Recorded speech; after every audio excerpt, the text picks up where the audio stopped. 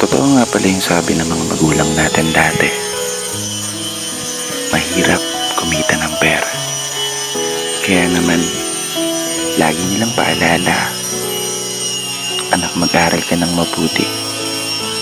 Dahil yan lang ang sandata na maaari naming maipamana sa'yo. Isang sandata na magagamit mo sa mga panahong wala na kami sa tabi mo, para gabayan ka o itama yung mga mali na pwede mong maging desisyon, lalo sa sitwasyon na tanging sarili mong lakas ang ituturing mong pundasyon para harapin yung mabibigat ng mga pagsubok at hamon. Tama talaga kayo. Tama lahat ng mga sinabi niyo. Eto na po yun. Ako, laban sa mundo. Ako, para sa pangarap ko. Di ko may tatanggi.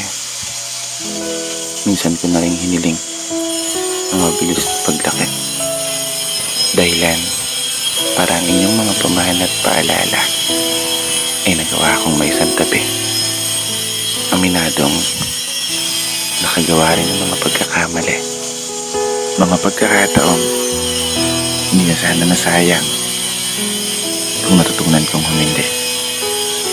Mga daan na pinili kong lakaran kahit salungat sa kakayahan ng mga binti. Kaya heto yung anak niyo, patuloy na nagpapawi, patuloy na nagpapakasakali na sana kumabor ang kapalaran habang daladala ang inyong mga pangaral. Isang pamana na bitbit ko sa araw-araw. Hindi ako sigurado kung gagana yung mga plano. Ang tanging alam ko lang, magagawa ko itong may panalo. At sa araw na yun, pangako